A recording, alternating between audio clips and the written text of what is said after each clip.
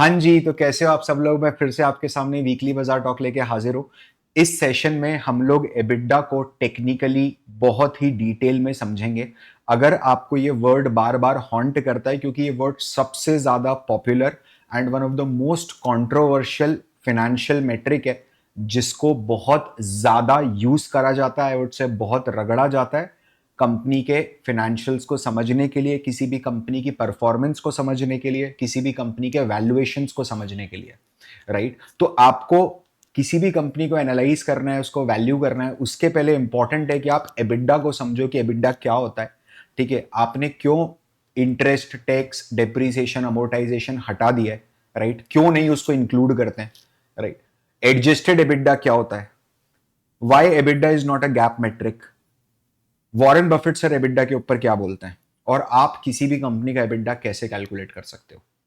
ये सारी चीजें हम आज के सेशन में बहुत ही सिंपल तरीके से समझेंगे, बिना किसी देरी के। This is Parth Verma and welcome to the valuation school channel. हम लोग शुरू करते हैं। आप लोग प्लीज जाके एक लाइक ठोक दो पहले, एंड देन विल स्टार्ट।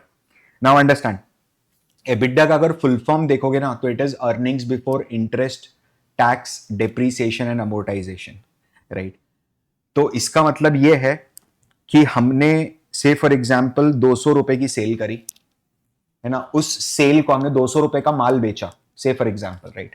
वो माल को बनाने का जो खर्चा है वो 100 रुपीज लगा, तो मेरा ग्रॉस प्रॉफिट हो गया 100 रुपए।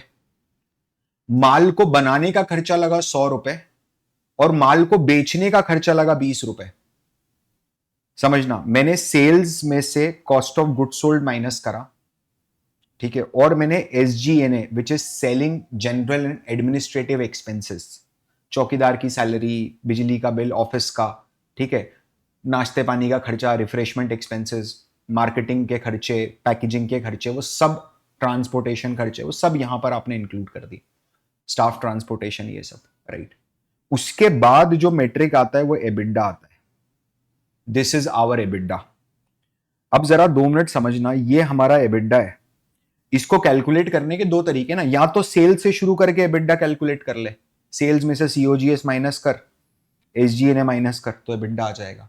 या फिर नेट प्रॉफिट में टैक्स को ऐड कर दे, नेट प्रॉफिट में टैक्स को ऐड कर दे, इंटरेस्ट को ऐड कर दे, और डेप्रीसिएशन को ऐड कर दे, तो भी एबिडा आ जाएगा ना। ऐसे भी जा सकते हो आप एबिडा पे, राइट।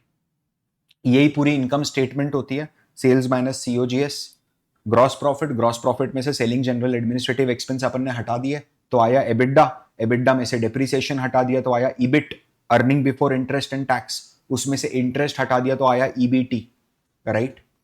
एंड उसके बाद टैक्स हटा दिया तो आया पैट। नाउ अंडरस्टैंड, आपको यह समझना है कि एबिडा को लोग इतना ज्यादा पॉपुलराइज क्यों करके रखें। ऐसा क्या है कि एबिडा एबिडा एबिडा लोग बोलते जाते हैं बार बार बार बार। उसका एक सिंपल सा रीजन है, इस शब्द पे बहुत ज्यादा फोकस रखना प्लीज सब लोग। एबिडा है ना, वो आपको ऑपरेटिंग एफिशिएंसी दिखाता है, वो आपको यह दिखाता है कि आपने कोर धंधे के कारण, पिवर बिजनेस ऑपरेट करने के कारण कितना पैसा कमाया है, कितना मुनाफा कमाया है।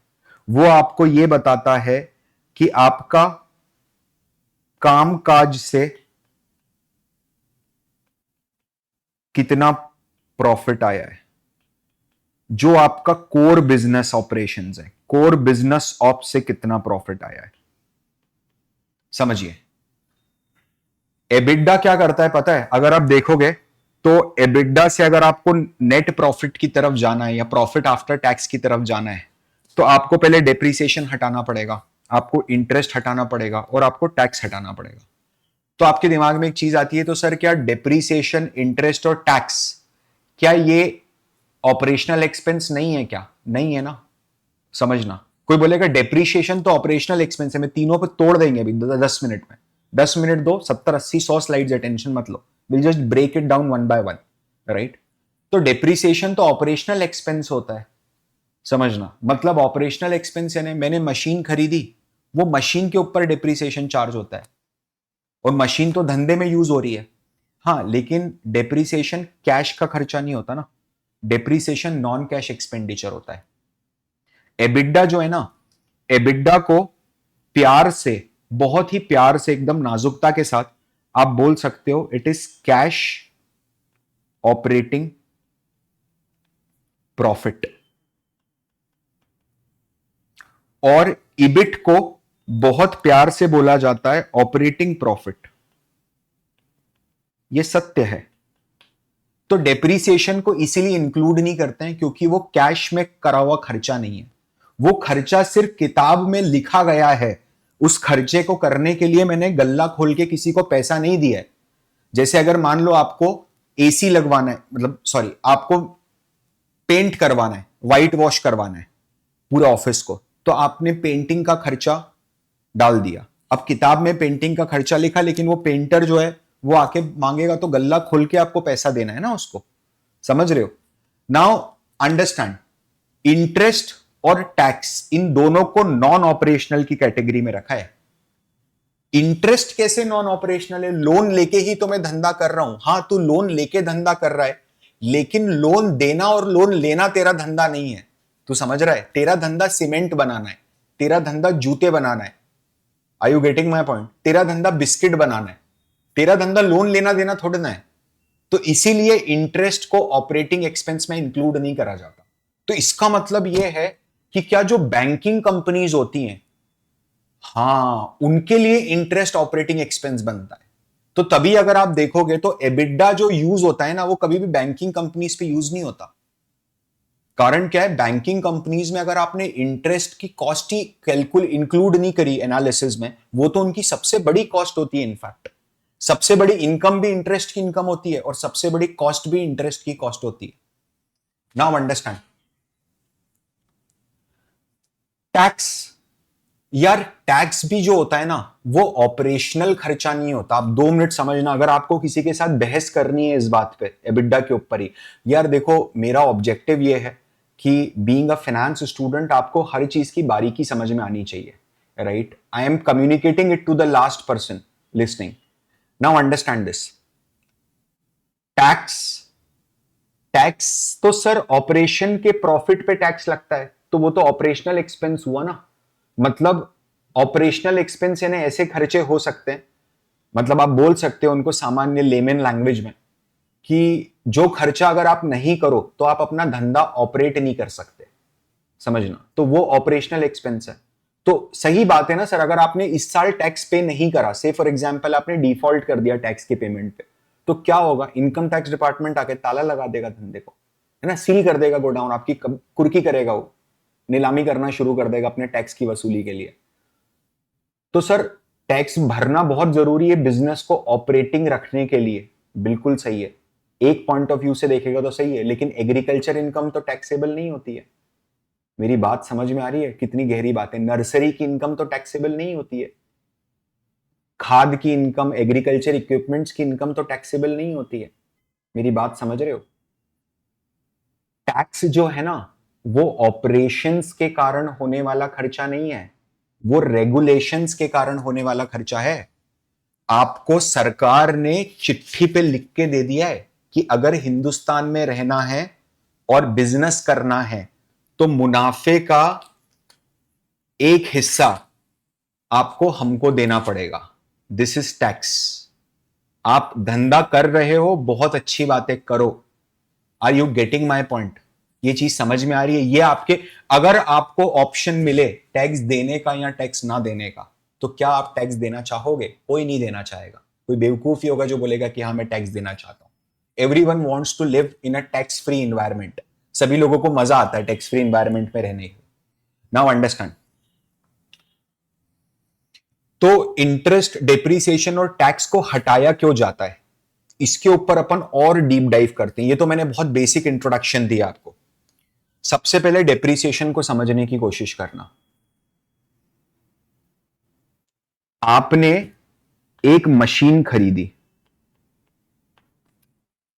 ये मशीन आपने खरीदी है 10 लाख रुपए की, और आपको यह लगता है, आपने मान लीजिए एक्सकेवेटर खरीदा, एक्सकेवेटर मतलब जेसीबी खरीदी। एक एग्जाम्पल लिया मैंने, फिगर सारे फिक्टिशियस हैं यहां पर, ठीक है? आप सिर्फ भावनाओं को समझने की कोशिश करो क्या बोलने की कोशिश हो रही है, ठीक है? आपने 10 लाख रुपए की एक जेसीबी मशीन खरीदी और आपको ऐसा लगता है कि वो 10 सालों तक आपको काम देगी, आपके बिजनेस में काम देगी। अब क्या होता ना, जैसे अगर मैं कोई ऐसा खर्चा करता, यहां पर आप ईयर जीरो पे, ईयर जीरो पे, ईयर जीरो पे मतलब आज ही आपने 10 लाख रुपए दिए तो गल्ला खोला, कैश निकाला, पैसा दिया, वहां से जेसीबी मशीन आई। अब आपको ये डिसाइड करना है कि ये जो 10 लाख रुपए का खर्चा है ये एक्सपेंस है या असेट है। तो आप कैसे डिसाइड करोगे? इसके लिए एक सिंपल सा पैरामीटर है कि ये जो आपने 10 लाख रुपए का कैश में एक्सपेंस कर दिया, इसका बेनिफिट आपको इसी साल में मिलेगा या आने वाले कई सालों तक मिलेगा। अगर इसका बेनिफिट आपको इसी साल में मिलेगा, जैसे कि अगर मैं बोलता हूं कि आपने न्यूज़पेपर पे 10,000 रुपए का खर्चा करा, न्यूज़पेपर वाला आया, उसने साल भर का बिल दिया आपको, आपने उसको 10,000 दिए, तो ये जो कैश आउटफ्लो हुआ है ना, ये आपका एक्सपेंस है, ये असेट नहीं है। क्यों? क्योंकि इसका फ्यूचर में कोई इकोनॉमिक बेनिफिट आपको नहीं मिल रहा है। लेकिन जो जेसीबी मशीन में लेके आ रहा हूं उसका बेनिफिट तो मेरे को 10 सालों तक मिल रहा है। तो यहां पर लॉजिक ये होता है कि जब बेनिफिट 10 सालों तक मिल रहा है, बेनिफिट मुझे ईयर 0 से ईयर 10 तक मिल रहा है, तो मैं सारे पूरे 10 लाख को आज क्यों बुक करूं एक्सपेंस में? मैं रादर उसको हर साल धीरे धीरे करके 1-1 लाख, 1-1 लाख, 1-1 लाख, 1-1 लाख, 1-1 लाख, 1-1 लाख करके धीरे धीरे खर्चा डालता हूं। खर्चा डालता हूं मतलब खर्चा तो हो गया ना सर, दो अलग अलग खर्चे हुए ना। एक खर्चा हुआ जो अपने गल्ले में से निकाल के दिया, नगदी का खर्चा, ये तो एक्चुअली आपकी जेब से कैश चला गया। दूसरा खर्चा हुआ जो आपको किताब में लिखना है, अकाउंटिंग, वो खर्चा जो आपको बही खाते में लिखना है, राइट, वो खर्चा आप 1-1 लाख रुपए करके डालते हो। इसका मतलब ये है, और इसको आप डेप्रीसिएशन बोलते हो। मैं डेफिनेशन पढ़ के आगे बढ़ जाता ना, तो बहुत सारे स्टूडेंट्स के साथ अनजस्टिस हो जाता जो शायद नॉन फाइनेंस बैकग्राउंड से आए हैं। मुझे कमेंट में लिख के बताना कि ठीक था कि नहीं ठीक था। मैं चाहता तो 2 मिनट में आगे बढ़ सकता था, बट मैंने थोड़ा सा आपको समझाया, इसको और कंप्लीट करते हैं, तब तक आप कमेंट में लिखो सुनते सुनते, ठीक है? वो मुझे बताओ ब्रो, आपको कम्युनिकेट करना जरूरी है। मैं यूट्यूब पे सारे मैसेजेस पढ़ता हूँ A to Z, ठीक है? मोस्टली कोशिश ये रहती है, ठीक है? और बहुत प्यार मिलता है आपका, thank you so much for that. Now understand, year 0 पे कैश का आउटफ्लो हुआ 10 लाख, एंड ईयर 1 से लेकर के ईयर 10 तक, 10 सालों तक एक्सपेंस बुक हुआ इन अकाउंटिंग, ठीक है, ग्रेजुअली। तो यहां पर है ना, हमेशा मिसमैच रहेगा। आप जरा, इसी कारण से ये नॉन कैश एक्सपेंस बन जाता है। और डेप्रीसिएशन को एक्चुअली में क्यों, ये तो मैंने आपको टेक्निकलिटी बताई कि डेप्रीसिएशन होता क्या है, इसको इंक्लूड क्यों नहीं करते हैं कंपैरिजन में, वो आपको समझ में आएगा। मानो आप, और जरा ध्यान से समझना, केस स्टडी नहीं समझी तो उड़ जाएगा दिमाग के ऊपर से। एक कंपनी है ट्रिटानिया, बिस्किट बनाती है, दूसरी कंपनी है मिसेस सेक्टर, मिस्टर सेक्टर, वो भी बिस्किट बनाती है, और डाइजेस्टिव बिस्किट, दोनों डाइजेस्टिव बिस्किट बना रहे हैं। अब हो क्या रहा है, मिस्टर सेक्टर ने अभी अभी बड़ा कैपिटल एक्सपेंस करा है, नई नई मशीनें खरीदी हैं अभी अभी में। ब्रिटानिया तो सालों पुरानी कंपनी है, मिस्टर सेक्टर अभी अभी धंधे में उतरा है, तो उसकी सारी मशीनरीज नहीं है, ठीक है? अपन 2 मिनट देखते हैं। तो 1 मिनट जरा समझना कि ये जो ब्रिटानिया वाले ने जब मशीनें खरीदी होंगी, तब ये मशीनें उसको 80 करोड़ रुपए की आई, से फॉर एग्जाम्पल, है ना, और 20 साल चल रही है मशीन, 80 करोड़ की आई और 20 साल चल रही है, तो हर साल इसको 4 करोड़ रुपए का डिप्रिसिएशन लग रहा है, ब्रिटानिया को ऑलरेडी लग रहा है। मिस्टर सेक्टर ने जब आज मशीन खरीदने गया ना, तो इन्फ्लेशन के कारण, ये काफी पुरानी बात हो गई, ब्रिटानिया ने काफी पुराना प्लांट डाला हुआ है, और मिस्टर सेक्टर जब आज जर्मन से मशीनें मंगवाने गया, जर्मनी से, तो उसको 200 करोड़ रुपए में मशीनें पड़ रही है। लाइफ वही है, 20 साल। तो अब मिस्टर सेक्टर को 10 करोड़ रुपए का डेप्रिसिएशन ज्यादा लग रहा है, समझना, ये लॉजिक है। एक्चुअल फिगर्स में आगे बताता हूं। तो अब क्या हो रहा है, अपन 2 मिनट समझते हैं। हम लोगों को कंपेयर करना है कि इन दोनों में से कौन सा ज्यादा बेहतर तरीके से धंधा कर रहा है, कौन सा व्यक्ति, दोनों में से कौन सी कंपनी ज्यादा बेहतर तरीके से धंधा कर रही है। अब आपने कंपेयर करना शुरू करा तो आपने सबसे पहले रेवेन्यू देखा, तो आपने देखा ट्रिटानिया का रेवेन्यू 500 करोड़ है, वेरी गुड। मिस्टर सेक्टर का रेवेन्यू भी 500 करोड़ है, तो दोनों खरे उतर रहे हैं बिल्कुल बराबर, ठीक है। एबिडा भी मान लो दोनों का 100 करोड़ है। मैं आपको भी लॉजिक बता रहा हूं कि हम इन तीनों को इंक्लूड क्यों नहीं करते। मान लो एक मिनट के लिए कि हमने डेप्रीसिएशन भी माइनस कर दिया, इन दोनों के एनालिसिस करते समय हमने इंटरेस्ट कॉस्ट भी माइनस कर दी और हमने टैक्स भी माइनस कर दिया, 2 मिनट मान लेना ऐसा, ठीक है। और हम क्या कर रहे हैं, हम इनकी नेट इनकम के ऊपर सीधे नेट प्रॉफिट देख रहे हैं, जो कि मेजॉरिटी रिटेल इन्वेस्टर देखता है। वो कभी भी एबिडा, उसको पता ही नहीं होता बेचारे को एबिडा क्या है।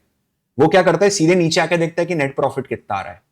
अब अगर आप देखोगे इसमें तो दोनों का मैंने कंपैरिजन के लिए दोनों को इक्वल लिया है, तो दोनों का रेवेन्यू और एबिडा सेम है। लेकिन ब्रिटानिया का डेप्रीसिएशन 10 करोड़ रुपया है क्योंकि उसकी मशीनें पुरानी है, और मिस्टर सेक्टर का सालाना डेप्रीसिएशन 30 करोड़ रुपया है क्योंकि उसकी मशीनें नहीं है। तो इसके कारण क्या हो रहा है, इबिट में, ऑपरेटिंग प्रॉफिट दिखने में ब्रिटानिया आपको ज्यादा अच्छा दिख रहा है, ज्यादा बेहतर दिख रहा है, राइट। मैंने 2 मिनट के लिए मान लिया कि इनके इंटरेस्ट के खर्चे भी बराबर है ना, 2 मिनट के लिए मान लिया, क्योंकि अब इंटरेस्ट की बात नहीं कर रहे, एक एक करके ओपन करेंगे। तो टैक्सेशन में है ना, ब्रिटानिया को कम ज्यादा टैक्स पे करना पड़ेगा और मिस्टर सेक्टर को कम टैक्स पे करना पड़ेगा। कारण क्या है पता है, क्योंकि मिस्टर सेक्टर का डेप्रीसिएशन ज्यादा है, 3 गुना ज्यादा है ब्रिटानिया के मुकाबले। और डेप्रीसिएशन जो होता है वो एक टैक्स डिडक्टेबल एक्सपेंस होता है, मतलब डेप्रीसिएशन किताब में लिखने के कारण आपको एक्चुअल में गल्ले से टैक्स कम पे करना पड़ेगा। समझिए आप इसको। तो अगर मैं देखता हूं तो ब्रिटानिया ने 500 करोड़ की सेल पर नेट प्रॉफिट पोस्ट करा 49% का, ऑलमोस्ट 50 करोड़ का, ठीक है, which is 10%। And mister sector ने 500 करोड़ की सेल्स के ऊपर प्रॉफिट पोस्ट करा 35 करोड़ का, which is almost 7%, right. Now understand, ऐसे दिखने में अगर आप देखोगे ना मार्जिन के बेसिस पे, तो ब्रिटानिया आपको बहुत ज्यादा अच्छा दिख रहा है, ऊंचा दिख रहा है कि 10% है और ये तो 7% है। लेकिन अगर आप देखते हो तो क्या इसका यह मतलब है क्या, 10% अगर ब्रिटानिया का मार्जिन ज्यादा आ रहा है तो क्या वो इसीलिए ज्यादा आ रहा है क्योंकि ब्रिटानिया को ज्यादा अच्छे तरीके से बिस्किट का धंधा करना आता है? बिल्कुल भी नहीं। रादर अगर मैं उल्टा बोलूं तो मिस्टर सेक्टर का जो 7% मार्जिन आ रहा है, समझना, विच इज लेस, तभी वो ऊपर उठा हुआ है क्योंकि वजन नहीं है मार्जिन में, तो वो 7% मार्जिन, वो कम मार्जिन ब्रिटानिया के मुकाबले क्या इसीलिए आ रहा है क्या कि मिस्टर सेक्टर को बिस्किट बना के धंधा करना नहीं आता? नहीं, ये जो मार्जिन कम आ रहा है ना, ये इसीलिए आ रहा है क्योंकि ट्रिटानिया का डेप्रीसिएशन ज्यादा है और मिस्टर सेक्टर का डेप्रीसिएशन कम है। देख रहे हो आप, यहां तक इबिड्डा तक तो दोनों बराबर ही थे, एबिड्डा तो दोनों का 20% ही होगा ना। जैसे ही आपने इंटरेस्ट कॉस्ट माइनस कर दी, सॉरी डेप्रीसिएशन कॉस्ट माइनस कर दी, तो मिस्टर सेक्टर का डेप्रीसिएशन ज्यादा था तो उसका इबिट मार्जिन कम आ गया। समझ रहे हो आप? क्या यहां तक आपको समझ में आया? एंड अगर आप कैश फ्लोज में देखोगे तो मिस्टर सेक्टर के पास ज्यादा कैश फ्लो बचा होगा। क्यों? क्योंकि 30 करोड़ रुपए का उसने डेप्रीसिएशन चार्ज करा है जबकि गल्ले में से कोई पैसा नहीं गया है, और ब्रिटानिया ने सिर्फ 10 करोड़ ही डेप्रीसिएशन चार्ज करा है जबकि गल्ले में से कोई पैसा नहीं गया। तो सेक्टर का कैश का खर्चा कम हुआ है, और दूसरा टैक्स का भी खर्चा कम हुआ है, तो कैश में खर्चा और कम हुआ। हमको दोनों तरफ से फायदा हुआ। एक और चीज बताऊं क्या होता है, डेप्रीसिएशन को क्यों इंक्लूड नहीं करते हैं, मतलब डेप्रीसिएशन को क्यों रिड्यूस नहीं करा जाता है कभी भी? वो इसलिए नहीं करा जाता है क्योंकि डेप्रीसिएशन का कैलकुलेशन बहुत हद तक मैनेजमेंट के हाथ में है। डिप्रीसिएशन अलग अलग मेथड से कैलकुलेट हो सकता है, स्ट्रेट लाइन मेथड से हो सकता है, WDV से हो सकता है, रिटर्न डाउन वैल्यू से होता है। स्ट्रेट लाइन का क्या मतलब है? स्ट्रेट लाइन का मतलब यह है कि 10 लाख की मशीन खरीदी, 10 साल की लाइफ है, तो हर साल 1-1 लाख रुपए डिप्रीशिएट कर दो स्ट्रेट लाइन में। Every year the amount should be same. WDV का क्या मतलब है? रिटर्न डाउन वैल्यू, है ना। हर साल उसकी वैल्यू, डेप्रिसिएशन की वैल्यू कम होनी चाहिए। जैसे कि आप 10 लाख की मशीन लाए, आपने बोला कि हर साल 20% डेप्रिसिएशन चार्ज करेंगे, तो पहले साल आप डेप्रिसिएशन चार्ज करते हो 10 लाख पे 20%, 2 लाख रुपए, ठीक है। तो बचा कितने value? 8 lakh.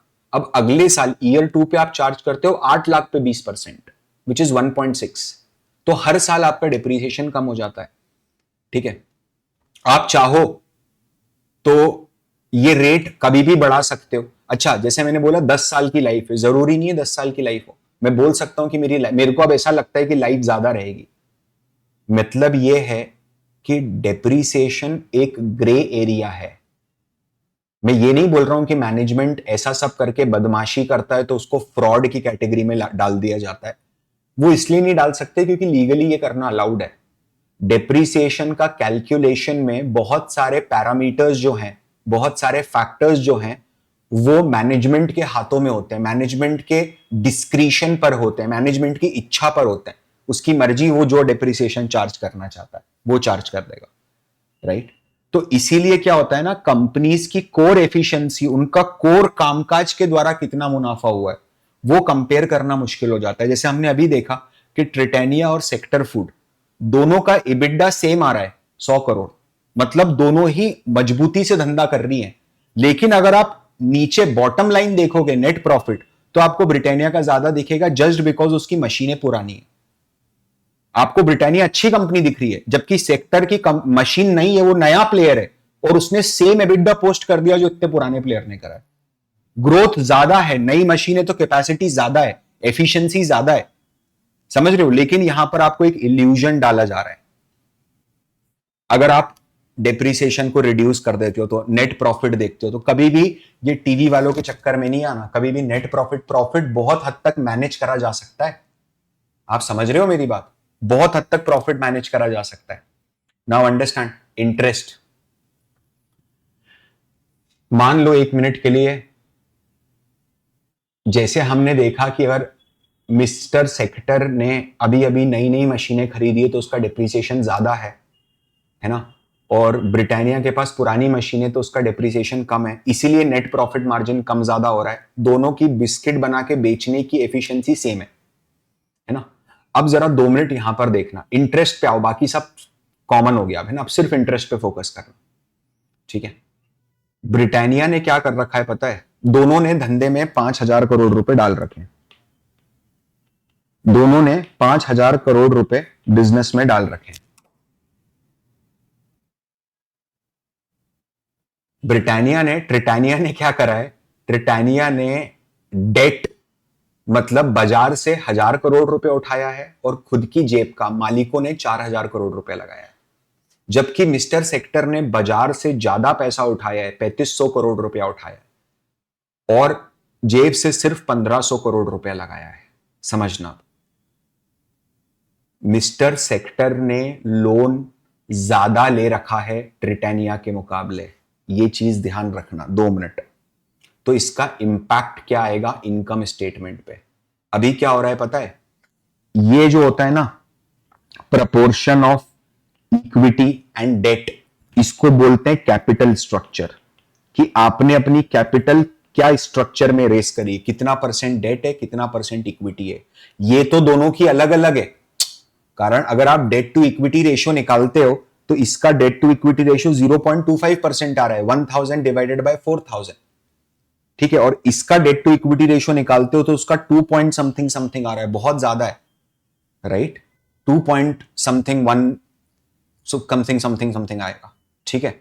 Now understand this, दोनों का कैपिटल स्ट्रक्चर डिफरेंट है, लेकिन हम यह अज्यूम कर रहे हैं कि दोनों की कॉस्ट, मतलब दोनों की एफिशिएंसी और दोनों का असेट का स्ट्रक्चर, डिप्रिसिएशन दोनों का सेम आएगा, ठीक है। वापस आ जाओ इधर। रेवेन्यू, ट्रिटेनिया ने 5,000 करोड़ कमाया, 1 मिनट समझना। मिस्टर सेक्टर ने 5,000 करोड़ कमाया।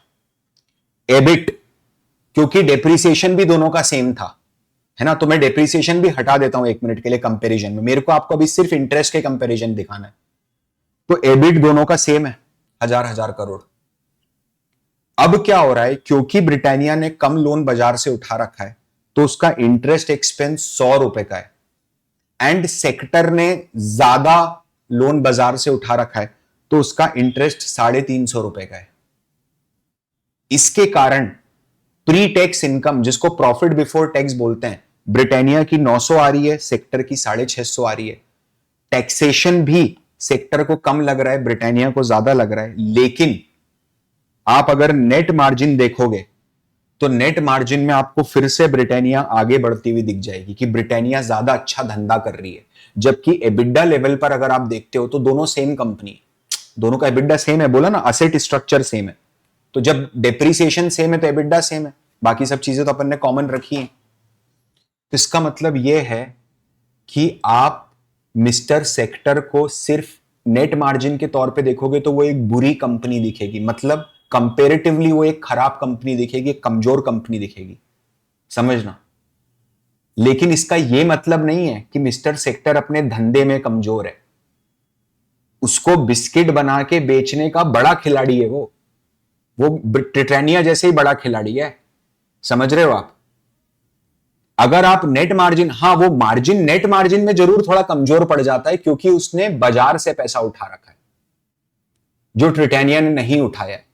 लेकिन उसको आप अगर, मतलब कल को अगर वो अपना भी पैसा लगाता, समझना, तो भी इतने एबिडा तो उतना ही कमाता ना, एबिडा तो उतना ही कमाता ना। अगर पूरा पैसा जेब से लगा देता, मान लो पूरे 5,000 करोड़ रुपए जेब से लगा देता, तो भी एबिडा तो कोर ऑपरेशन में प्रॉफिट है। इंटरेस्ट के कारण गेम चेंज हो रहा है ना यहां पर, तो इंटरेस्ट तो एप्लीकेबल नहीं होता अगर पूरा पैसा जीरो लोन लेता तो। समझ में आ रहा होगा आपको? नाउ अंडरस्टैंड, इसका इंपैक्ट ना रिटर्न रेशियोज पे भी होता है। आप देखो, अगर मैं आरओई की बात करता हूं, रिटर्न ऑन इक्विटी करके एक रेशियो होता है। ये रेशियो का मतलब ये होता है कि टोटल इक्विटी की वैल्यू क्या है, मतलब टोटल मालिकों ने कितना पैसा लगा रखा है और उसके अगेंस्ट में मालिकों को नेट प्रॉफिट कितना मिल रहा है। नेट प्रॉफिट मतलब पैट, प्रॉफिट आफ्टर टैक्स। तो यहां पर अगर आप देखोगे, आपको याद हो तो टिटेनिया में 5,000 करोड़ में से 4,000 करोड़ रुपए मालिक ने अपनी जेब का लगा रखा है, राइट। और सेक्टर फूड में इन्होंने गलत लिखा है, 1,500 करोड़ रुपए होना चाहिए। 1,500 करोड़ रुपए सेक्टर फूड ने अपनी जेब से लगा रखा है मालिक ने। अब अगर आप परसेंटेज टर्म्स में देखते हो तो जरा सोचो, ब्रिटानिया में, ट्रिटानिया में मालिक ने 4,000 करोड़ रुपए कमा लगा के, अपनी जेब का लगा के 630 करोड़ रुपया कमाया है खुद के लिए। इंटरेस्ट सब काटने के बाद, टैक्स वैक्स, इतना पैसा मालिक घर लेके जा सकता है ना। मतलब 4,000 करोड़ रुपए अगर मैं मेरे धंधे में डाल रहा हूं और साल के 630 करोड़ रुपए निकाल रहा हूं, तो इसका मतलब यह है कि 15.75% का मेरा रिटर्न जनरेट हो रहा है। जबकि अगर आप सेक्टर फूड्स को देखते हो तो उसमें मालिक ने सिर्फ 1,500 करोड़ रुपए लगाए हैं और 455 करोड़ रुपए का मुनाफा जनरेट करा है, ऑलमोस्ट 45% मुनाफा जनरेट करा है। तो यहां पर मालिकों को रिटर्न जनरेट करने की जो मार्जिन है, उसके बेसिस पर यहां पर आपको सेक्टर फूड ज्यादा बेहतर परफॉर्म करता हुआ दिख रहा है। उसका एक रीजन यह है कि सेक्टर फूड में डेट ज्यादा है। सेक्टर फूड में जो मैनेजमेंट है वो दूसरे के पैसे पे धंधा कर रहा है, और ट्रिटेनिया में ज्यादा बड़ा पैसा मेरा लगा है, मैं दूसरों के कम पैसे पे धंधा कर रहा हूं। अगर मैं दूसरे का पैसा ज्यादा उठा के धंधा कर रहा हूं तो क्या मेरे धंधे में रिस्क ज्यादा है? अगर मैं फेल हो गया, माल बिका नहीं, तो मेरे को इंटरेस्ट कॉस्ट तो देनी है ना। तो अगर आप रिस्क के पॉइंट ऑफ व्यू से 2 मिनट के लिए सोचते हो तो ट्रिटानिया में और सेक्टर फूड दोनों में रिस्क कहां पर ज्यादा है? रिस्क सेक्टर फूड्स में ज्यादा है। तो डेफिनेटली जहां ज्यादा रिस्क है वहां पर रिटर्न भी तो ज्यादा आएगा ना। अगर किसी, समझो ना, सेक्टर फूड अगर मान लो उधार भी ज्यादा लेके रखा है, 3 गुना ज्यादा डेट उठा के रखा है उसने ट्रिटानिया के मुकाबले, और रिटर्न वो ट्रिटानिया के बराबर का ही दे रहा है, तो क्या आप उसमें इन्वेस्ट करोगे? आप बेवकूफ थोड़े ना हो, समझदार हो, आप वैल्यूएशन स्कूल का चैनल देखते हो। मेरी बात समझ में आ रही है? तो एबिडा यहां पर अपने को बचाने आ जाता है। अगर आपको दो कंपनीज को कवर करना है, जैसे आपको कंपनी ए और कंपनी बी को एनालाइज करना है, और आपको यह पता है कि कंपनी ए जीरो डेट कंपनी है और कंपनी बी ने हेवी बोरोइंग लेके रखी है, हेवी लोन लेके रखा हुआ है, तो आप आसानी से कंपेयर कर सकते हो एबिडा के थ्रू। नेट प्रॉफिट के थ्रू या पीबीटी मार्जिन के थ्रू आप उसको कवर नहीं कर पाओगे। Now try to understand the taxation portion of it. ये बहुत लंबा सेशन होने वाला है। आई होप आपको ये सेशन में मजा आ रहा होगा, है ना। ये वाकई में 1 घंटे के ऊपर जा सकता है, पूरा पोटेंशियल है इसमें। नाउ अंडरस्टैंड, टैक्स भी होते हैं ना, वो 2 तरीके के होते हैं। टैक्स के रेट की बात कर रहा हूं मैं। एक होता है एक्चुअल टैक्स। पहले अपन समझते हैं 2 अलग अलग टाइप के टैक्स। एक होता है एक्चुअल टैक्स। एक्चुअल टैक्स मतलब मैंने गल्ले में से कितना पैसा निकाल के दिया इनकम टैक्स डिपार्टमेंट को, जो actual tax paid in cash. गल्ले का कैश कितना लगा, चालान कितने का भरा आपने इनकम टैक्स डिपार्टमेंट का, राइट। वो होता है एक्चुअल टैक्स।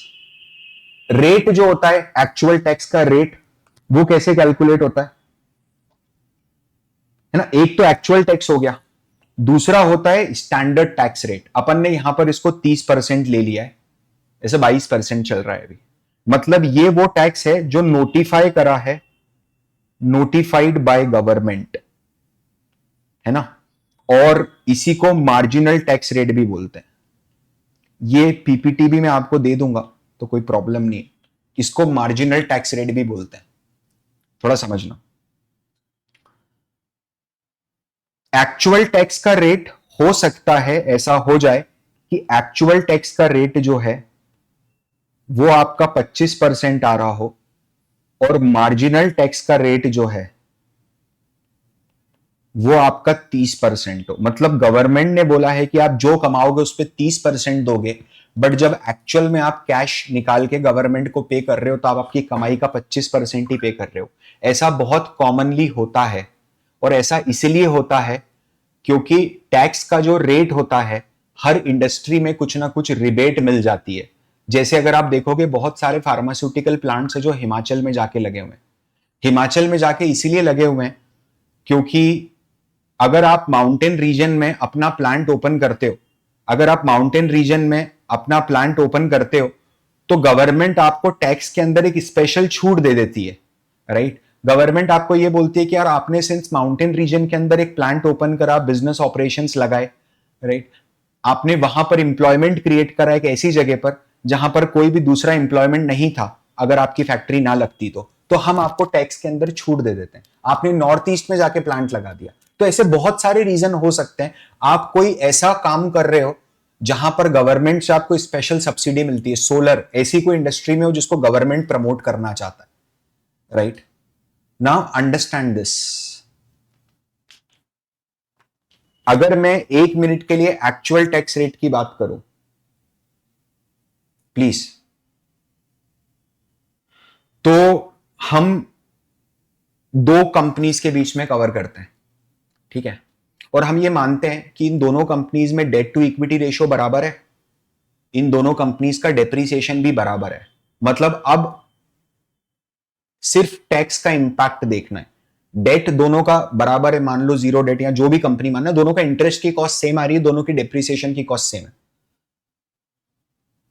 हो क्या रहा है, वंशिका बेवरेजेस जो है ना, वो 45 करोड़ का पोल्यूशन टैक्स ज्यादा दे रहा है क्योंकि उसके प्लांट का साइज बड़ा है, ठीक है।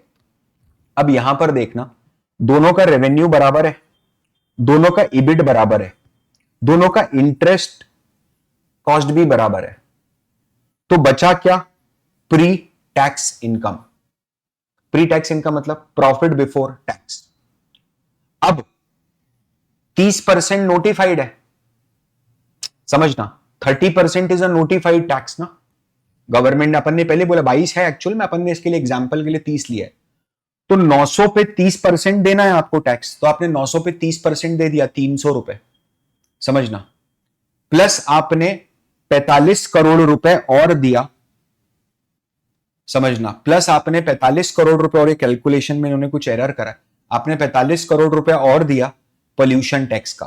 तो से फॉर एग्जांपल आपका टैक्स आया 3,927, नहीं बराबर है, ठीक है। तो आपका टैक्स आया 315 करोड़ रुपए वरुण बेवरेजेस का, और मिस्टर सेक्टर का टैक्स आया 30%।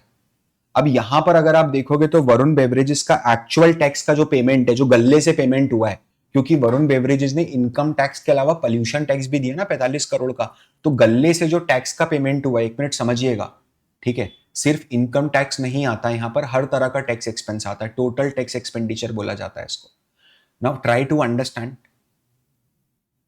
मैंने 35% दे दिया 900 करोड़ का टैक्स, वो मेरा एक्चुअल टैक्स रेट है ना।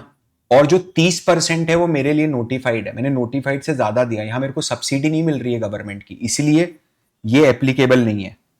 ये एप्लीकेबल होता है जब सब्सिडी या रिबेट मिलती है। एक्चुअल आपका ज्यादा हो जाएगा नोटिफाइड से, मार्जिनल टैक्स रेट से। अगर आप कोई एडिशनल सेस या टैक्स पे करते हो तो, जैसे पोल्यूशन टैक्स, सिन टैक्स मतलब तंबाकू की कंपनी खोली है तो गवर्नमेंट एक्स्ट्रा टैक्स ले लेती है, सेस ले लेती है टोबैको का, राइट। लिकर की कंपनी खोली है तो आपको गवर्नमेंट को एक्स्ट्रा टैक्स देना पड़ता है। मार्जिनल टैक्स रेट क्या होता है पता है? ये समझा देता हूं। ये होता है कि एक नए रुपए पर कितना टैक्स देना पड़ रहा है आपको। आपने जो एक एडिशनल 1 रुपए की कमाई करी है उस पर कितना टैक्स देना पड़ रहा है, जरा समझना इधर। अपन दो सिनारियो लेते हैं कि वरुण बेवरेजेस ने पहले सिनारियो में 5,000 करोड़ रुपया कमाया, 1,000 करोड़ का इबिट है, 100 का इंटरेस्ट एक्सपेंस है, तो प्री टैक्स इनकम हुई 900 करोड़ की, 1,000 में से 100 गए तो इस पे 30% का टैक्स दिया, तो इनकम टैक्स दिया 270 करोड़ का, पॉल्यूशन टैक्स 45 करोड़ का एज इट इज है, तो नेट प्रॉफिट आया 585 करोड़। अगर मान लो इसका सेल्स 5,000 करोड़ से बढ़ के 6,000 करोड़ हो जाता है, तो सेल्स इसका 6,000 करोड़ कितने से बढ़ा है? 1,000 करोड़ से सेल्स बढ़ गया। ये होता है marginal increase in sales. Marginal मतलब अगली बढ़ी हुई सेल्स पे, ठीक है। एबिट जो है वो एबिट 200 करोड़ रुपए से बढ़ गया, समझना, एबिट 200 करोड़ से बढ़ गया, तो प्री टैक्स इनकम जो है मेरी, क्योंकि मेरा इंटरेस्ट का एक्सपेंस तो सेम रहा ना, इंटरेस्ट का एक्सपेंस तो बढ़ा नहीं, तो मेरा प्री टैक्स इनकम 200 करोड़ से बढ़ गया। अब मैंने 200 करोड़ ज्यादा कमाए हैं, तो एक्स्ट्रा 200 करोड़ मैंने जो कमाए उस पर कितना परसेंट टैक्स लगना चाहिए? 30% ना, तभी तो उसको मार्जिनल टैक्स रेट बोलते हैं कि वो अगले कमाए हुए एक्स्ट्रा 1 रुपए पे कितना लगेगा। तो यहां एक्स्ट्रा 1 रुपया नहीं कमाया आपने, एक्स्ट्रा 200 करोड़ कमाया, तो 200 करोड़ पे कितना टैक्स एक्स्ट्रा देना पड़ेगा 30% के हिसाब से? 60 करोड़। तो यहां पर क्या 60 करोड़ का डिफरेंस आ रहा है क्या? आपने क्या 60 करोड़ का टैक्स ज्यादा दिया है क्या? ये मार्जिनल टैक्स रेट है बंधु, समझना। इसीलिए अगर आप देखोगे, अगर आपको पता हो ये चीज, तो जब वैल्यूएशन में या आप जब सीएपीएम निकालते हो, सॉरी, जब आप वैक निकालते हो, weighted average cost of capital, तो आप केडी को 1 - टी कर देते हो, इंटरेस्ट की कॉस्ट को आप टैक्स के रेट से कम कर देते हो। मतलब यह है कि तूने अगर 100 करोड़ का लोन उठाया है 10% के रेट पे, इंटरेस्ट रेट इज 10%, तो ये तेरी कॉस्ट ऑफ डेट है। तूने आज ही लोन उठाया मान ले, तो ये तेरी कॉस्ट ऑफ डेट है, लेकिन तेरी एक्चुअल लागत 10% नहीं लग रही है। समझाता हूं कैसे। इसमें इंटरेस्ट का एक्सपेंस कितना आएगा? 100 करोड़ में 10 करोड़ आएगा। क्या ये 10 करोड़ की कमाई के खर्चे के कारण मेरा टैक्स की सेविंग हो रही है क्या? मेरा टैक्स बच रहा है क्या? कितने का टैक्स बच रहा है? 3 करोड़ का टैक्स बच रहा है। तो भाई पैसे का ना जाना भी तो इनकम ही होती है ना, पैसे का ना जाना भी तो आना ही होता है भाई। तो कितना हुआ ये? 7 करोड़। तो आपका इफेक्टिव टैक्स रेट कितना हुआ? Effective interest expense 7 crore. 7 crore मतलब 7%। 7%, तो 7% कैसे निकलेगा? 10% जो कॉस्ट ऑफ डेट है उसको 1 - टी कर दो, 10% इंटू 1 - 30%। 1 मतलब 100 होता है, तो 100 - 30% 70, 70 into 10 is equals to 7%। Simple सा लॉजिक है। आई होप ये क्लियर होगा, समझ में आ रहा होगा आपको, राइट। तो एबिडा है ना, हमेशा ज्यादा बेनिफिशियल है टैक्स के रेट से। टैक्स के रेट में फर्क हो सकता है ब्रो। अभी तो यहां देखेगा तो इन दोनों कंपनीज की कमाई में कोई फर्क नहीं है, दोनों कंपनीज अपने ऑपरेटिंग एफिशिएंसी में बराबर चल रही है, राइट। लेकिन नेट मार्जिन मिस्टर सेक्टर का तेरे को ज्यादा दिख रहा है यहां पर। क्यों? क्योंकि वो टैक्स कम पे कर रहा है। ऑपरेटिंग एफिशिएंसी दोनों की बराबर है, वैसी चीज है, राइट। नाउ तो इसको अगर मैं समराइज करूं 2 मिनट के लिए, तो इसका मतलब यह है कि एबिडा जो है वो इसलिए इतना पॉपुलर है। अगर एक लाइन में बोलूं तो ये लाइन समराइज करते हुए मेरे को 40 मिनट हो गए, ये एक लाइन बोलने के लिए, है ना, ताकि आपको एकदम अच्छे से समझ में आए कि एबिडा जो है वो दो कंपनीज को कंपेयर करने के काम आता है, बिना किसी भेदभाव के कि उन दोनों कंपनीज का कैपिटल स्ट्रक्चर क्या है, मतलब किसने कितना लोन ले रखा है, ठीक है, कौन कितना टैक्स पे कर रहा है, इसका भी कोई भेदभाव नहीं होता, और किसके पास नई मशीनरी है और किसके पास पुरानी मशीनरी है, ये भी मैं कंपेयर नहीं करता। इन तीनों को कंपेयर करे बिना मैं दोनों बिजनेसेस को अगर कंपेयर करना चाहता हूं तो मैं एबिडा यूज करता हूं। समझिए, अब एबिडा जो है ना, उसको आप एक चीज सुनोगे बार बार बार बार कि एबिडा नॉन गैप मेट्रिक है। अब अपन समझते हैं कि गैप क्या होता है। तो ब्रो, गैप को अगर आप थोड़ा डिफाइन करते हो ना, तो it is generally accepted accounting principle. ये है ना, ये रूल्स हैं to standardise accounting process and methodology. उसका मतलब यह है कि गैप में आपको बताया जाता है, स्टैंडर्डाइज करा जाता है। समझो ना, एक कंपनी है जो कनाडा में और एक कंपनी है जो न्यूजीलैंड में, ठीक है। अब ये अलग तरीके से इनकम की बुकिंग करती है, ये अलग तरीके से इनकम की बुकिंग करती है, ठीक है। इसका नेट प्रॉफिट निकालने का तरीका अलग है, बिल्कुल ही अलग है, दुनिया जहान से ही अलग है कनाडा का, और न्यूजीलैंड का भी पूरा दुनिया जहान से अलग है। अब अगर ऐसे केस में मैं दोनों कंपनीज को आपस में कंपेयर करना चाहता हूं, मैं दोनों कंपनीज को आपस में ऑडिट करना चाहता हूं, मान लो, तो मैं कैसे ऑडिट करूंगा? ऐसे तो फिर हर कोई अपने अपने हिसाब से लिखना शुरू कर देगा ना। तो यहां पर गैप का जो ऑब्जेक्टिव होता है वो ऑब्जेक्टिव होता है कि कंपेरेबिलिटी बनी रहे, कंसिस्टेंसी बनी रहे और ट्रांसपेरेंसी बनी रहे, पता हो कि ये चीज कैसे निकली है, कॉन्फिडेंस रहे कि हाँ मेरे को पता है कि ये चीज कैसे निकालते हैं, राइट। क्या होता है ना, जब, और ये रेगुलेटरी है, लीगल रिक्वायरमेंट है कि आपको गैप के थ्रू ही अकाउंटिंग करनी पड़ेगी। जैसे अगर आप यूएस में हो तो आपको गैप यूज करना पड़ेगा, अगर आप रेस्ट ऑफ द वर्ल्ड में हो तो गैप को आईएफआरएस बोलते हैं, इंटरनेशनल फाइनेंशियल रिपोर्टिंग स्टैंडर्ड्स। अगर आप इंडिया में हो तो इसी चीज को इंड एएस बोलते हैं, Indian accounting standard, Ind AS, I N D A S, Ind AS बोलते हैं इसको, ठीक है। तो ये नाम अलग अलग है, काम वही है, ठीक है। काम क्या है? कंसिस्टेंसी, कंपेरेबिलिटी और फुल ट्रांसपेरेंसी बना के रखना।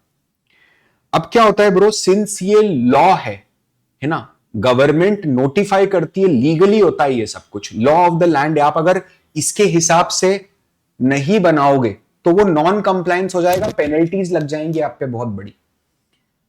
तो गवर्नमेंट है ना, आपको फॉर्मेट देती है।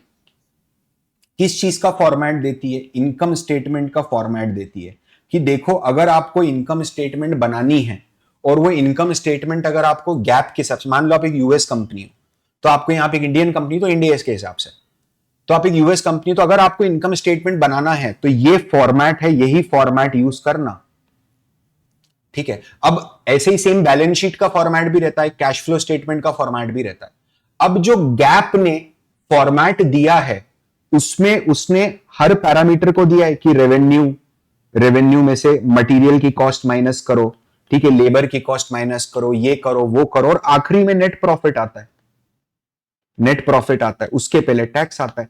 यहां पर है ना, जो गैप ने जो फॉर्मेट दिया है ना, इसमें एबिडा वर्ड कहीं पर मेंशन ही नहीं है, इसलिए एबिडा को नॉन गैप मेट्रिक बोलते हैं। कि ये मतलब ये है कि अगर तू जाके आज किसी कंपनी की एनुअल रिपोर्ट को ओपन कर लेता है, समझना, तो तेरे को कभी पता ही नहीं चलेगा, और तेरे को अगर एबिडा नहीं मिलता है जरूरी नहीं है कि तू किसी कंपनी के एनुअल रिपोर्ट ओपन करे और तेरे को एबिडा मिल ही जाए। That is exactly what I am trying to convey you, right. अगर आपको किसी कंपनी के एनुअल रिपोर्ट में एबिडा वर्ड मिल रहा है, आप कंट्रोल एफ कर रहे हो और एबिडा वर्ड मिल रहा है, तो ठीक बात है, अच्छी बात है। लेकिन अगर किसी कंपनी के एनुअल रिपोर्ट में एबिडा वर्ड नहीं मिल रहा है तो कोई ये रेड फ्लैग नहीं है, उसने कोई कानून नहीं तोड़ा है, तो उसकी मर्जी है। अगर उसको एबिडा दिखाना है तो वो दिखाएगा, नहीं दिखाना है तो नहीं दिखाएगा। अब जरा ध्यान से समझना ये लाइन, थोड़ी सी ध्यान से समझना, मैं फिर से रिपीट करता हूं। उसकी मर्जी है कि अगर उसे एबिडा दिखाना है जनता को तो वो दिखाएगा, नहीं दिखाना है तो नहीं दिखाएगा। ये 10 मिनट बाद फिर से आएगी लाइन, ठीक है। एबिडा के अलावा बहुत सारे नॉन गैप मेट्रिक और भी होते हैं, ऐसा नहीं कि एबिडा एक लौता नॉन गैप मेट्रिक है। कई सारे मेट्रिक ऐसे होते हैं जो गैप में, इंड एएस में, आईएफआरएस में मेंशन नहीं होते फॉर्मेट में, लेकिन वो किसी भी इंडस्ट्री को, सेक्टर को एनालाइज करने के लिए बहुत इंपॉर्टेंट होते हैं। वो कोर मेट्रिक होते हैं, ठीक है। जैसे कि SaaS business, software as a service में कस्टमर एक्विजिशन कॉस्ट, कैक, बार बार ट्रैक करा जाता है, बहुत क्लोजली ट्रैक करा जाता है। लाइफ टाइम वैल्यू, एलटीवी, कि ये कस्टमर, अगर एक कस्टमर ऑनबोर्ड होगा तो ये अपने पूरे जीवन में अपने को कितना पैसा बना के देगा, ठीक है। कोई भी ऐसी चीज है जिसको रेकरिंग यूज करते हो, जैसे टूथपेस्ट कोलगेट का, तो आपके लिए, कोलगेट के लिए आपकी लाइफ टाइम वैल्यू बहुत हाई है। लेकिन उसी की जगह अगर मैं बोलता हूं कि फर्नीचर, जो कि आप, इंसान बदलता नहीं है आसानी से, तो एक फर्नीचर कंपनी के लिए, कारण क्या, रेकरिंग यूज कर रहे हो ना आप, वैसी चीज है बस, ठीक है। कील बनाने की कंपनी, तो कील बार बार थोड़ा ना लेगा आदमी, वैसी चीज है, राइट। एयरलाइन के अंदर CSM is important metric, cost per available seat mile, ठीक है। Load factor is an important metric. Load factor मतलब percentage of available seating capacity, यानी अगर मेरे पास 100 सीटर जहाज है और 80 लोग टिकट बुक कर चुके हैं ऑलरेडी, तो 80% लोड फैक्टर है, बहुत क्लोजली ट्रैक करा जाता है। होटल्स के अंदर रेवेन्यू पर अवेलेबल रूम ट्रैक करा जाता है, ठीक है, कि मैंने टोटल रेवेन्यू कमाया, मान लो 100 रूम है, 100 में से 60 रूम ही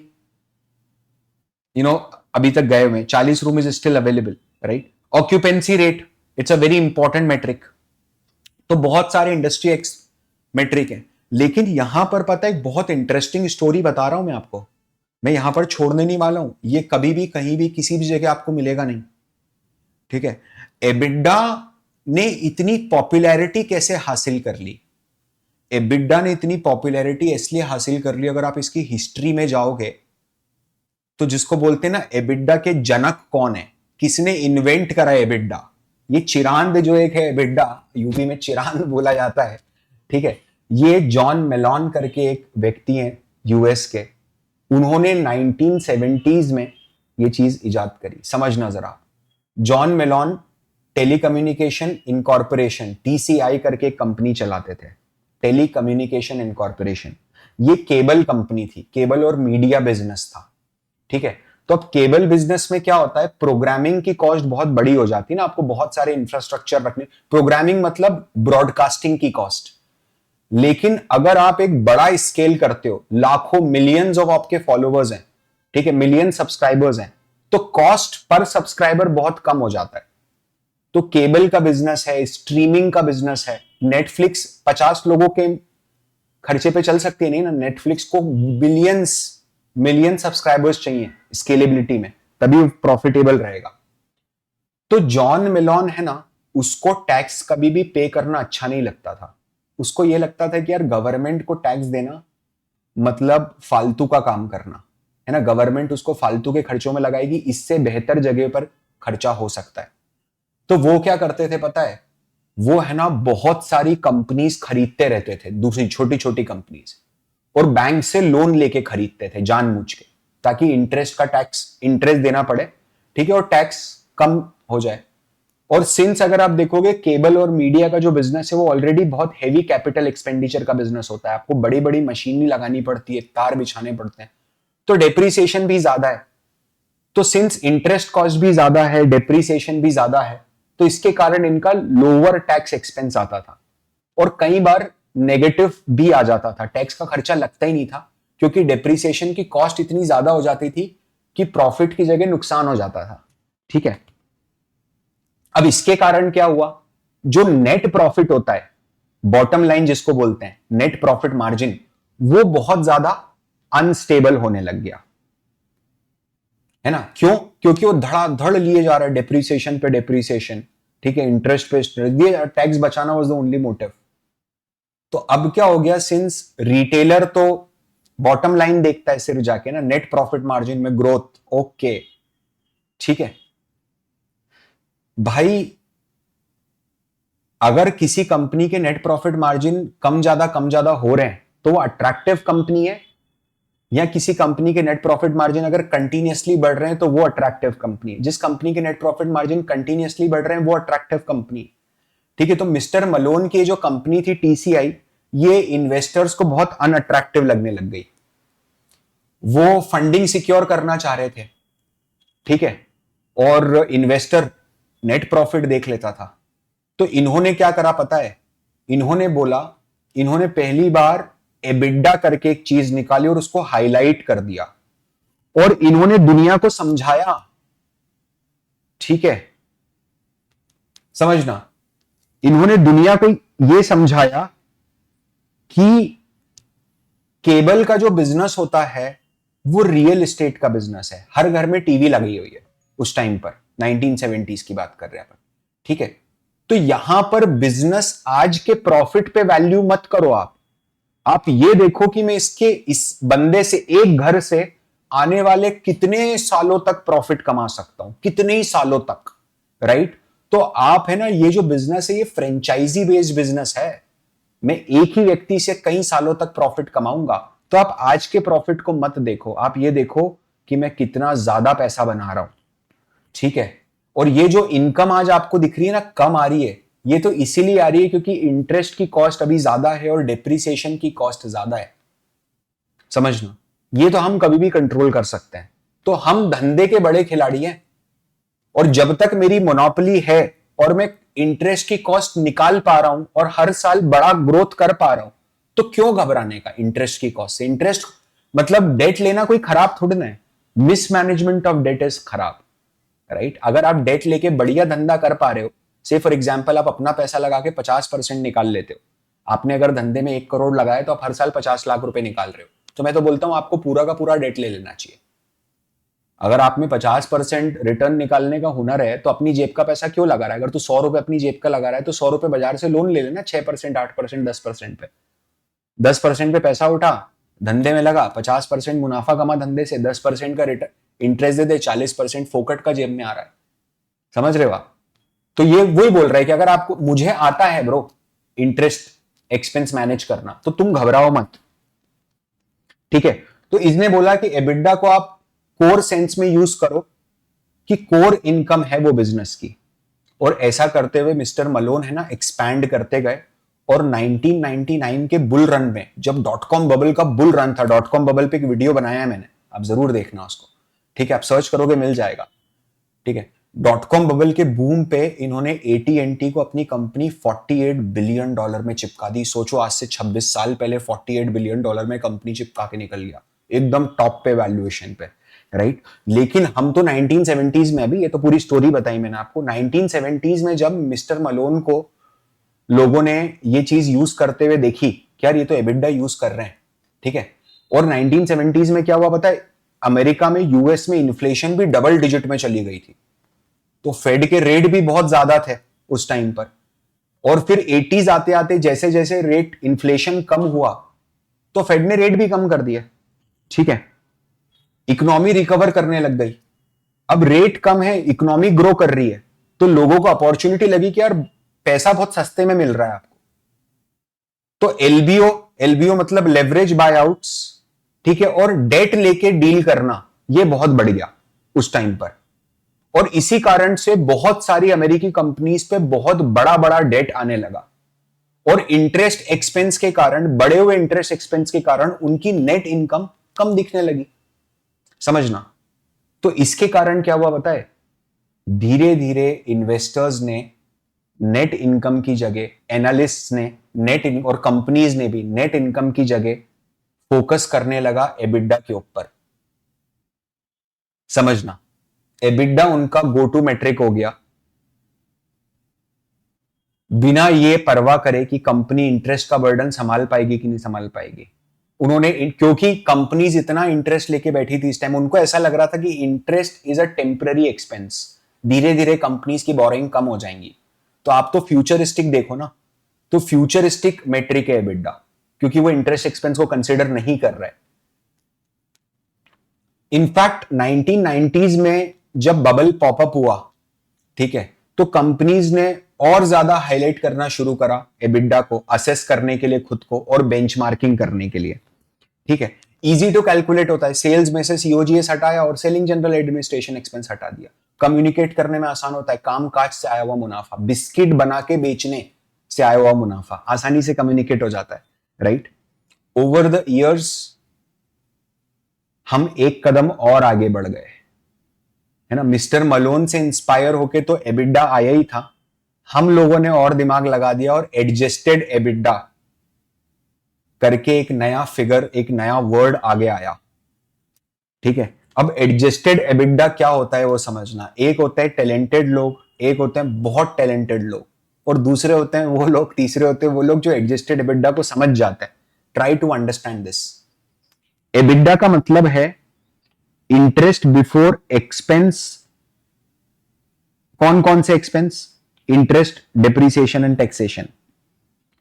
और एडजस्टेड एबिडा का मतलब पता है क्या है? EBITDA plus oblique minus something. Plus भी हो सकता है, माइनस भी हो सकता है। मतलब आप एबिडा निकालने के बाद भी उसमें कुछ कम जोड़ कर रहे हो, तो जो आता है वो एडजस्टेड एबिडा आता है। क्या क्या कमजोर हो सकता है? रेंट कमजोर हो सकता है, ईसॉप कमजोर हो सकते हैं, ईसॉप मतलब employee stock option plan. Legal expenses कमजोर हो सकते हैं। ठीक है, एक पेंट, अच्छी पिक्चर पेंट करने के लिए, जैसे देखो आप यात्रा.com पे थोड़ा फोकस करना। ठीक है, इन्होंने क्या करा है, and since EBITDA is a non GAAP metric, non IFRS metric है, तो वो डिस्प्ले करे ना करे उसके साथ कुछ भी चेंज। क्या मैं रेवेन्यू के साथ छेड़छाड़ कर सकता हूं? नहीं कर सकता। क्या मैं ग्रॉस मार्जिन के कैलकुलेशन के फॉर्मूले को चेंज कर सकता हूं? नहीं कर सकता। क्यों नहीं कर सकता? वो सरकार ने फॉर्मेट बना के दिया है, लेकिन एबिडा का तो सरकार ने जिक्र भी नहीं करा है। तो जो चीज सरकार ने कभी जिक्र ही नहीं करी है, अगर मैं उसमें कुछ चेंजेस भी कर दूं तो गवर्नमेंट पेनल्टी तो नहीं लगा रही है ना। यहां तो मैं ओवर डिस्क्लोजर कर रहा हूं ना, अंडर डिस्क्लोजर तो नहीं कर रहा हूं। तो यहां पर इन्होंने पता है दो अलग अलग प्रॉफिट्स दिखाए इन्वेस्टर को। देखो आप कैसी धूल झोंक देते हैं आंखों में। एक इन्होंने दिखाया है financial summary as per IFRS. इसमें क्या हुआ, ये बोल रहा है आपका इतने रुपए का प्रॉफिट हुआ एंड लॉस हुआ 39,457 लैक्स का। ठीक है, लेकिन कंपनी ने एडजस्टेड एबिडा पॉजिटिवली रिपोर्ट कर दिया। देखो यहां पर प्रॉफिट दिखा दिया। कैसे दिखा दिया पता है? उसने, है ना, अदर इनकम को, जो कि नॉन ऑपरेटिंग इनकम है, उसको ऐड कर दिया यहां पर। देखो इसके कारण प्रॉफिट आ गया। कंपनी ने अपने प्रॉफिट को आने वाले सालों में भी, अगर आईएफआरएस के हिसाब से प्रॉफिट निकालता तो 463 लैक्स का प्रॉफिट आ रहा है, लेकिन एडजस्टेड एबिडा के हिसाब से 1420 का प्रॉफिट आ रहा है। समझ रहे हो आप? तो एडजस्टेड एबिडा, और कंपनी डिस्क्लोज भी करती है, ऐसी बात नहीं कि डिस्क्लोज नहीं कर रही है, right. Businesses are disclosing it, आप ये पढ़िएगा। जोमैटो भी एडजस्टेड एबिडा रिपोर्ट करता है। जैसे कि अगर आप यहां देखोगे तो आप करंट क्वार्टर देखो, Q3 FY25, हमारा प्रॉफिट एंड लॉस जो आईएफआरएस, जो इंड एएस के हिसाब से है, वो है 1659 करोड़ इस क्वार्टर का। लेकिन एडजस्टेड एबिडा 285 करोड़ है। क्यों 285 करोड़ है पता है? आपने 217 करोड़ का ईसॉप, ईसॉप मतलब इंप्लॉइज को दिए हुए शेयर्स, आपने एड बैक कर दिया वापस। मेरी बात समझ में आ रही है? अगर आप यहां से यहां जा रहे हो तो आप एड बैक कर रहे हो ना, आपने वो खर्चा माना ही नहीं। इसको एडजस्टेड एबिडा बोलते हैं। इसमें प्रोस क्या होते हैं पता है? ये डेटा को कंपेरेबल बना देता है। कैसे कंपेरेबल बना देता है मैं आपको अभी समझाता हूं। 1 मिनट में आपको समझ में आ जाएगा कि क्यों एबिडा नहीं काम आएगा, कब एबिडा काम नहीं आएगा और कब एडजस्टेड एबिडा काम आएगा। मान लो 1 मिनट के लिए डीमार्ट है और आप डीमार्ट वर्सेस रिलायंस रिटेल को कंपेयर कर रहे हो। दोनों की जो सेल्स है वो 100 और 100 है। 1 मिनट ऐसा मान लेना, दोनों की सेल्स 100 है, ठीक है। दोनों का जो ग्रॉस प्रॉफिट है वो भी 30 है। समझिए आप, SG&A, selling general and administrative expense, मेरा 10 का है और यहां पर मेरा 25 का है। तो इसके कारण मेरा जो एबिडा आ रहा है वो आ रहा है 20 का और यहां पर एबिडा आ रहा है 5 का। अगर मैं आपको नेकेड आईज से देखने के लिए बोलता हूं तो आप कौन सी कंपनी बोलोगे कि ज्यादा बेहतर तरीके से किराना बेचने का धंधा कर रही है? मतलब किराना बेच के कौन सी कंपनी ज्यादा बेहतर मुनाफा कमा रही है? तो आप सब बोलोगे डी मार्ट, समझना। लेकिन क्या दोनों के बिजनेस मॉडल में जमीन आसमान का फर्क है क्या? यहां पर इनके खुद के ओन्ड स्टोर्स हैं, ये किराए के स्टोर्स लेके धंधा नहीं कर रहे हैं। तो यहां पर जो है ना, ये 10 के अंदर, ये 10 के खर्चे में रेंट का जो एक्सपेंस है वो 0 है, कोई रेंटल एक्सपेंस नहीं है। और यहां पर 25 के खर्चे में अपन 1 मिनट के लिए मान लेते हैं कि जो रेंटल एक्सपेंस है मेरा वो 20 का रेंटल एक्सपेंस है। तो मैं 20 तो रेंट ही दे रहा हूं 25 में से। तो यहां पर देखो एबिडा कंपेरेबल नहीं है ना, तो हम एबिडा को क्या करेंगे पता है? एडजस्ट करेंगे। एडजस्ट करके क्या निकालेंगे? एडजस्ट करके निकालेंगे earning before interest, tax, depreciation, amortisation and rent. Rent को एड बैक कर दूंगा मैं, खर्चा नहीं मानूंगा 1 मिनट के लिए रेंट का। तो यहां पर अगर मैं इस 20 रुपए को कैलकुलेट करने के लिए क्या मैंने कोई रेंट को खर्चा माना है क्या? 0। तो मेरा एबिडार कितना हो गया? 20। लेकिन यहां पर ये 5 रुपए का एबिडा निकालने के लिए क्या मैंने कोई रेंटल एक्सपेंस करा है क्या? करा है। कितना करा है? 20 करा है। तो वो 20, ऐसा मान लो आप 1 मिनट के लिए कि आपने रेंट पे करा ही नहीं है, आपका रेंटल, इसका भी रेंटल 0, ऐसा मान लो। तो अगर इसका कोई रेंट पे नहीं करा होता तो क्या आज 5 की जगह 25 रुपए का एबिडा आता क्या? अब देखो पूरी कहानी बदल गई। यहां पर आपको ये कंपनी जम रही थी और अब आपको ये वाली कंपनी ज्यादा अच्छी लग रही है। आई होप आपको समझ में आया होगा कि एडजस्टेड एबिडा क्यों यूज करा जाता है। आसान होता है, डेटा कंपेरेबल होता है, ठीक है। कोई वन टाइम बड़ा खर्चा है तो वो भी हटा सकते हो। इंडस्ट्री स्पेसिफिक होता है, समझ रहे हो आप। रिलेटिविटी के काम आता है। रिलेटिविटी मतलब दोनों कंपेयर करने के काम आता है। तो जो रिलेटिव प्राइसिंग वैल्यूएशन है, जिसको मल्टीपल बेस्ड वैल्यूएशन भी बोलते हैं, ईवी बाय एबिडा, ये आपने बहुत टर्म सुनोगे आप इसको, ईवी बाय एबिडा, ठीक है। ये जो होता है ना ईवी बाय एबिडा, ये भी आप देखोगे बार बार वैल्यूएशन में यूज होता है। इसके नुकसान क्या है पता है? कोई यूनिवर्सल स्टैंडर्ड नहीं है, हर आदमी इसको अपनी अपनी मर्जी से कर रहा है, ठीक है। कंपेरेबल तो है लेकिन रिलायबल नहीं है, ठीक है। और ये बहुत सारे ऐसे खर्चों को नेग्लेक्ट कर देता है, तो आपको है ना आधी अधूरी कहानी देखने को मिलती है, समझना। अब क्या है पता है? पूरी फाइनेंस इंडस्ट्री को एबिडा पसंद है, लेकिन वॉरेन बफेट सर एबिडा से नफरत करते हैं। वो इसको बुलशिट मेट्रिक बोलते हैं, इट्स अ बुलशिट।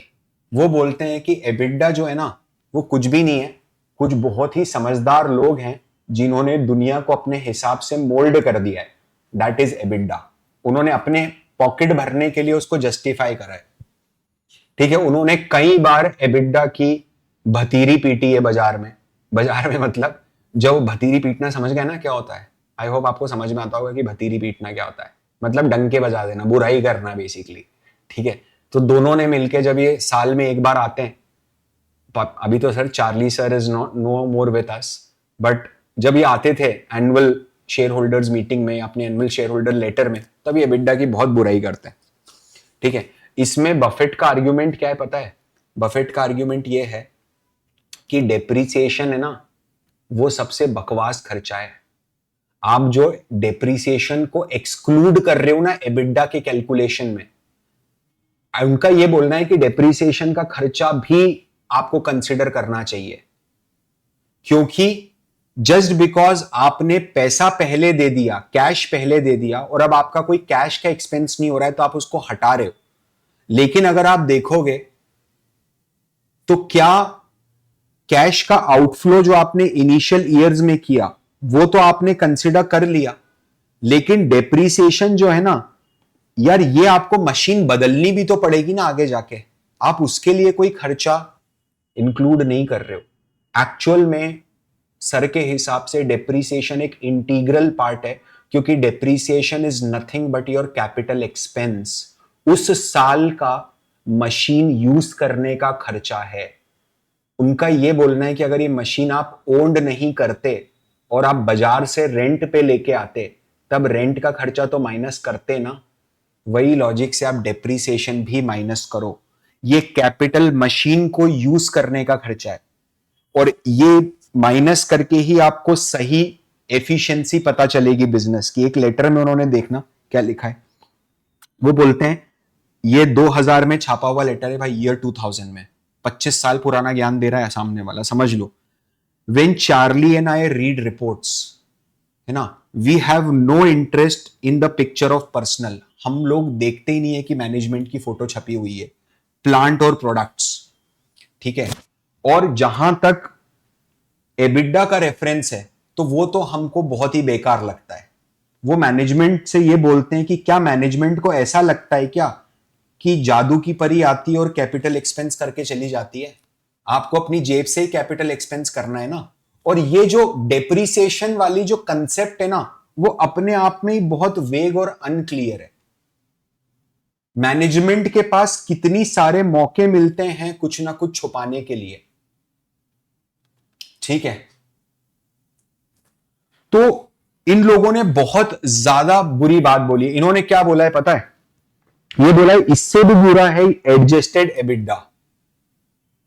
मतलब for example, management sometime एसर्ट, management कई बार ये जस्टिफाई करने की कोशिश करता है कि कंपनी ने जो ईसॉप दिए हैं, स्टॉक बेस्ड कंपनसेशन दिए, मतलब सैलरी तो पे करिए कैश में, लेकिन बोनस की जगह आपको शाबाशी देने के लिए कंपनी के शेयर दे दिए, उसको खर्चे में नहीं काटना चाहिए, मतलब उसको खर्चे में इंक्लूड नहीं करना चाहिए। ये है ना, टॉन्ट मारते हुए बोल रहे हैं क्यों नहीं करना चाहिए, क्या वो गिफ्ट है क्या, शेयर होल्डर ने क्या गिफ्ट दे दिया है क्या? और फिर ये अब्राहम लिंकन को कोट करते हैं और बोलते हैं कि अब्राहम लिंकन ने एक बार एक क्वेश्चन पूछा कि अगर आप एक डॉग की पूंछ को लेग बोलना शुरू कर दोगे, आप ये बोलते हो कि डॉग की पूंछ नहीं है उसको भी टांग बोलो आप, तो डॉग की टोटल कितनी टांगे होंगी? और फिर उन्होंने खुद आंसर दिया 4। Basically if you call a dog's tail a leg, how many legs does it have? Then he himself answer his own query that 4, because calling a tail a leg doesn't make it 1. तो EBITDA को कुछ भी बोल दे उससे कुछ change नहीं होगा। मेरी बात समझ में आ रही है? तो अगर अपन इसको समराइज करें तो एबिडा बहुत वाइडली यूज मेट्रिक है जो कंपनी की कोर ऑपरेटिंग एफिशिएंसी के बारे में बताता है। समझना, वो पीयर्स को मदद करने के लिए, पीयर्स को आपस में कंपेयर करने के लिए बताता है, विदाउट भेदभाव ऑफ कैपिटल, कि किसने कितना डेट उठा रखा है, किसकी एसेट नई पुरानी है, और कौन कितना टैक्स का रिबेट ले रहा है या एक्स्ट्रा टैक्स पे कर रहा है। कोर ऑपरेटिंग एफिशिएंसी की बात करता है, सब्जेक्टिविटी को खत्म कर देता है, ठीक है। और कोई कंपनी जिसकी नेट प्रॉफिट नेगेटिव है उसको आप एबिडा के थ्रू असेस कर सकते हो, वैल्यू कर सकते हो। वॉरेन बफेट से सर का टेक ये है कि एबिडा में मैनिपुलेशन बहुत ज्यादा हो सकता है।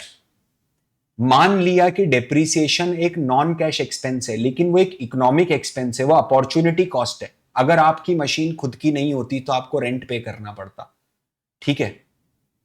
तो cash flow and operating earning जो गैप मैंडेटेड है, वो गो टू मेट्रिक होना चाहिए, ना कि एबिडा जो कि एक नॉन गैप मेट्रिक होना चाहिए। मेरे हिसाब से as a student of finance आपको दोनों चीजें पता होनी चाहिए, ठीक है। एज अ इन्वेस्टर आप एबिडा यूज करना चाहते हो नहीं करना चाहते हो आपके ऊपर है। देखो पूरी दुनिया आज एबिडा यूज कर रही है, उस व्यक्ति ने कई देशों की इकोनॉमी के बराबर का पोर्टफोलियो खड़ा कर दिया बिना एबिडा को देखे हुए, है ना। तो मेरे हिसाब से भी अगर पर्सनली देखोगे तो EBITDA is a polishing metric. EBITDA ना लीपा पोती वाली बात है। अगर धंधा अच्छा है ना तो वो आपको मार्जिन ऑफ सेफ्टी दे देगा। मार्जिन ऑफ सेफ्टी मतलब क्या होता है पता है? अगर बिजनेस बहुत स्ट्रांग है आपका तो आपको हमेशा सेफ्टी मिल जाएगी। जब मार्केट नीचे गिरेगा तो आपका धंधा उतनी तेजी से, आपका कंपनी का स्टॉक प्राइस उतनी तेजी से नहीं नीचे गिरेगा, right, because your business is very good, है ना। जस्ट बिकॉज आप कोई स्टोरी चेंज कर रहे हो, नरेटिव चेंज कर रहे हो, समझना, लास्ट बॉल तक आपको पता नहीं है कि कौन सा प्लेयर या कौन सा मेट्रिक, है ना, मैन ऑफ द मैच बन जाएगा, ठीक है। मार्केट का नैरेटिव तो फिर मार्केट की नैरेटिव है, राइट। आई होप आपको समझ में आया होगा कि एबिडा क्या होता है ना। हमने एक सेशन और बनाया है डिकोडिंग एबिडा करके, वो काफी टाइम पहले बना था, ऑलमोस्ट 2 साल पुरानी बात है वो, डिकोडिंग एबिडा। आपके पास अगर कभी टाइम मिल जाए तो आप ये भी देख लेना, एक आपको अलग पर्सपेक्टिव मिलेगा, समझाने का तरीका बहुत अलग है, ठीक है। यहां पर बहुत बहुत ही निचले स्तर से समझाया गया है। अगर आपको ये समझ में आ रहा है अच्छे से, ठीक है, तो मैं आपको बहुत फोर्सफुली ये बोलूंगा कि आप डिकोडिंग एबिडा वाला सेशन जरूर देखिए, ठीक है। मैं उसकी लिंक भी कमेंट सेक्शन में नीचे डिस्क्रिप्शन में डाल दूंगा, नॉट इन कमेंट सेक्शन, ठीक है। अगर आपने पूरा 1 घंटा 11 मिनट मुझे सुना है तो मुझे कमेंट में बताओ, अपनी अटेंडेंस मार्क करने की आदत डालो प्लीज, लाइक करो वीडियो को। पता है क्या होता है यार, कभी भी I am not a person जो नंबर्स के पीछे भागे कि सब्सक्राइबर्स कितने बढ़ रहे हैं, वीडियोस पे व्यूज कितने आ रहे हैं, डजेंट मैटर, राइट। बट है ना, दुख इस बात का होता है कि इम्पैक्ट जितनी ज्यादा लोगों तक ये चीज पहुंचनी चाहिए थी उतने ज्यादा लोगों तक ये चीज पहुंच नहीं पाती है ना। मैं कभी भी यूट्यूब के एल्गोरिदम को खुश करने के लिए वीडियो नहीं बनाता। अगर यूट्यूब के एल्गोरिदम को खुश करने के लिए वीडियो बनाता ना तो एकदम प्रोफेशनल सेटअप में डॉट 19 मिनट्स 34 सेकेंड्स में, 20 मिनट से कम में एबिडा आपको ध्रुव राठी स्टाइल में ऐसे हाथ हिला हिला के समझाते हुए बता के निकल जाता, समझ रहे हो, जस्ट टू मेक यूट्यूब बाबा happy. I don't want that, I want to make my students happy. YouTube happy है नहीं है, स्टूडेंट हैप्पी है ना तो सब हैप्पी है भाई, ठीक है। मैं भी हैप्पी हूँ, ठीक है। तो अगर आप बहुत हैप्पी हो, समझा है आपने, संडे का दिन इसको दिया है समझने के लिए, 1 घंटा दिया है, ठीक है, तो मुझे कमेंट में ज़रूर बताओ। आप लोगों का बहुत प्यार मिलता है, बहुत अच्छा लगता है, थैंक यू सो मच। तब तक के लिए this is Parth Verma signing off, bye bye.